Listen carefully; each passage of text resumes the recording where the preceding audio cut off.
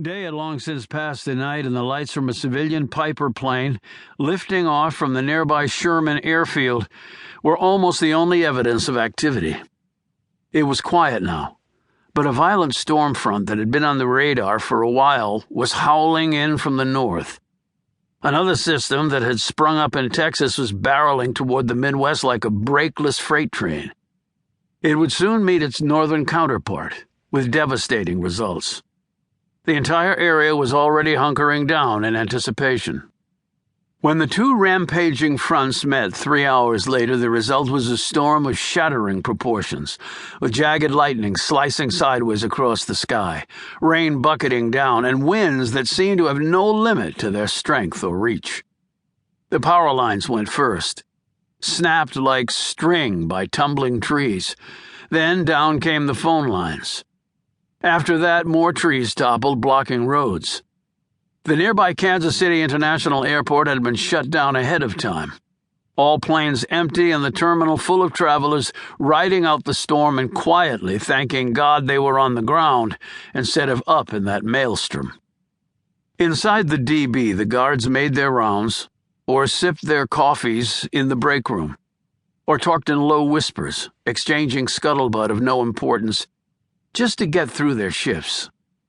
No one thought anything of the storm outside since they were safely inside a fortress of brick and steel. They were like an aircraft carrier confronted by gale-force winds and heavy seas. It might not be pleasant, but they would easily ride it out. Even when the regular power failed as both transformers at a nearby substation blew up, plunging the prison into momentary darkness, no one was overly concerned.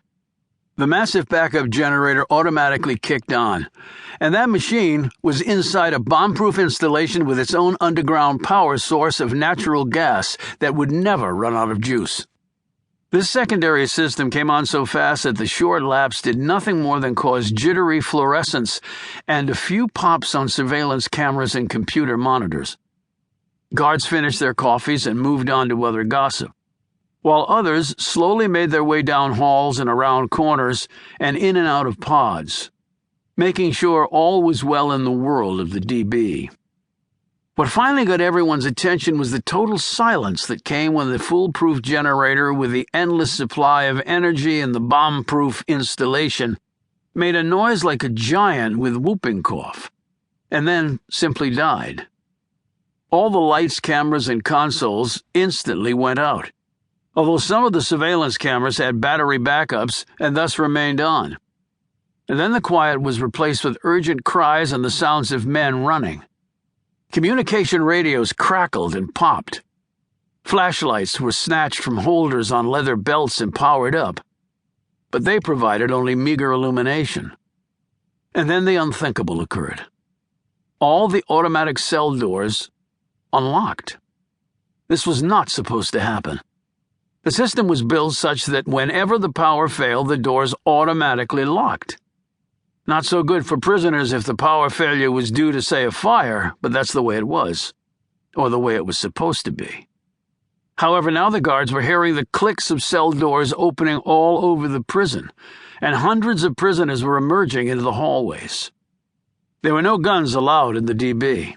Thus the guards had only their authority, wits, training, ability to read prisoners' moods, and heavy batons to keep order. And now those batons were gripped in hands that were becoming increasingly sweaty. There were SOPs, or standard operating procedures, for such an eventuality because the military had procedures for every eventuality. The Army typically had 2 backups for all critical items. At the DB, the natural gas backup generator was considered a fail-safe. However, now it had failed. Now it fell to the guards to maintain complete order.